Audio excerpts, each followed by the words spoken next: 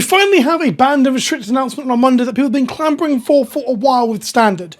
And whilst I don't really play any Standard, I want to cover it for a few reasons. Firstly, everyone was really desperate to believe the leaked ban list from a week or so ago. I did a video talking about that, and I thought it was weird that even creators were latching onto it and making content about it, because Standard's in a bad spot, so people were desperate. But also, I am fascinated by this attempt to improve Standard and make it a better format. They talk about it in this article here, I've talked about it in several articles before. They're going out of their way to try and improve Standard as a format and make it desirable to play again. I will probably cover that more as time goes on in the future to see if I believe that they're doing the right thing. I guess the proof will be the pudding too, if more people play Standard and Standard becomes popular again. Hell, if they can even entice myself to go back to Standard. I used to play a lot of Standard prior to really making content. I used to really enjoy it for a time. I always thought I grew out of it, and the biggest downside being the rotation, but I could see myself getting back into it perhaps if it was healthy and there was an incentive to do so. Recently I started playing Pokemon and I'm enjoying their standard format, so why can't I enjoy Magic's standard format? That was my thought on that. This video is brought to you by CourseOfInk.com. Use the code KENOBI at checkout to get 5% off your order and help support the show. The bans today are Fable of the Mirror Breaker,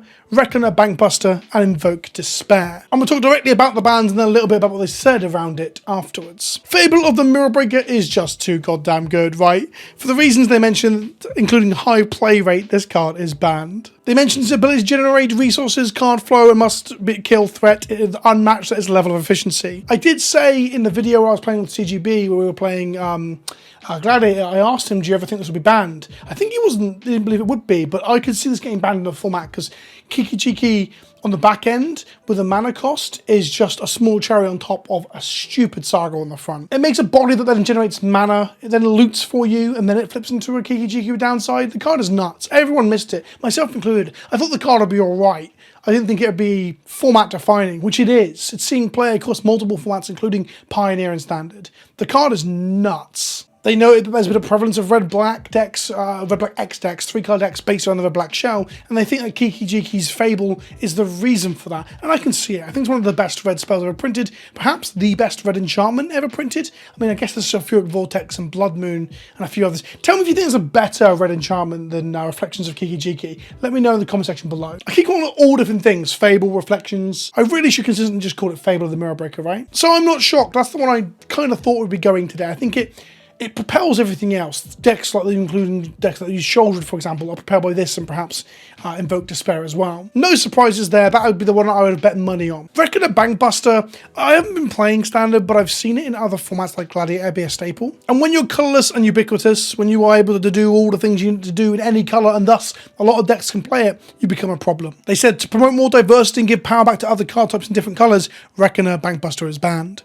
It's similar to Smuggler Choppers in many ways. When you have an effect on a colourless card this good, it really makes the diversity of the format suffer because everyone just wants to play the colourless version. There's a weirdness in Magic where colourless artifacts get to do anything and everything, often better than, say, White can when it comes to like card draw for the longest time. But then Wizards would bang on the drum that certain colours can't do certain things, meanwhile colourless cards do it the same, if not better. I've always found this to be a weird, perhaps one of the weakest parts of Magic's design in the last 10 years. This is probably a good example of that, where they just let artifacts, colourless artifacts, with no restriction or attachment to any part of the colour pie, any downside for playing it in a certain colour, they make them too good. Again, I'm not surprised. I guess the thing about these bans is that I'm not surprised by any of them. Perhaps maybe Invoke Despair, which I'm going to talk to you about next, but I'm not surprised. So maybe they're safe bans. And in a way, it's good to do safe bans instead of overcorrecting and upsetting a lot of people by banning the cards they're playing with.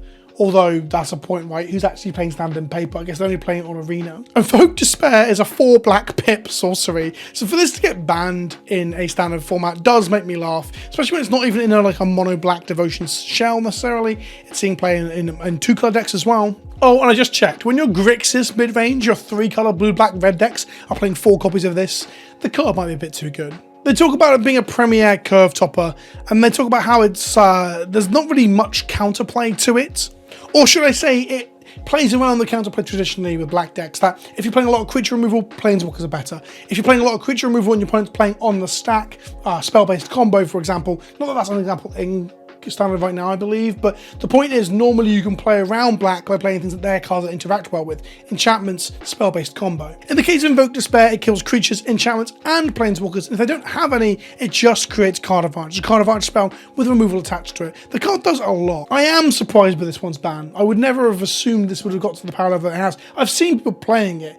What I'm trying to point out is that over time, playing with Fable and Bankbuster and other formats, I'm like, okay, I can see what these cards might be a problem for standard. This card is very, very good, but again, the casting cost is heavily restrictive. I guess being able to make treasures off of Fable makes it not so bad, but like a 4 black pip sorcery is kind of nuts that that's bannable in the current standard. But again, it's that point that it plays through things that are traditionally meant to be bad for black to deal with, which is something they shouldn't be doing with these pushed rares and mythics. Colours should have weaknesses. For example, black shouldn't be able to interact with enchantments except on very rare occasion. I guess this is one of those rare occasions, it's just that it does a lot of other stuff too. In the article, they also pointed out how it's going to be an annual, once per year ban announcement that will give us all the formats. And then every 3 weeks after a new set, to be fair, there's a new set every 5 fucking minutes, but 3 weeks after a new set we'll also get like emergency bannings, things they noted Felidar Guardian as an example of this. I like the idea of them trying to go to annual bans so people just know how steady formats are, but of course, standard's been a rough thing to balance over the last God knows how many years since they started to ban things on the regular, back when Eighth Flux Marvel was around. Bans have just become part and parcel of every format, standard especially. So I like the idea of them trying to peel it back, but I don't know if that's really...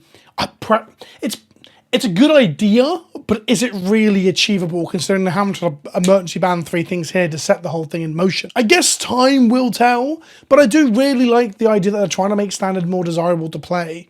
The fact that they're going to try and extend the life cycle of cards in it and make the bans a regular set thing is good in theory. It gives us some stability, but I don't know if it deals with the real issue with standard, which is no incentive to play. I'm not going to hammer this note home because I've said this in multiple videos already, but I think incentivizing us through organized play and prizing structures and getting stores to hold events through that sort of thing is how you get more people to play standard. More people like me to play standard once again. Anyway, I thought I'd cover it really quickly. I do actually like their new ideas and their new approaches. I do like that they are, getting rid of some problem cards. That's a good thing.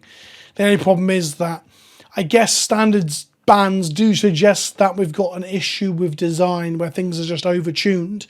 Maybe they'll get it on an even level going forward. I'd like to see that, but only time will tell. Let me know what you think of the bans in the comment section below. Let me know if you've lost money on these. I don't think Fable's going to lose any pricing or cost or value on the secondary market. That card is nuts in other formats, and I can't imagine Paper Standard is really driving that cost anymore. But I wonder if Reckoner Bankbuster is now going to be $1 rare. We'll see. Thanks for watching. I'll see you tomorrow for another video.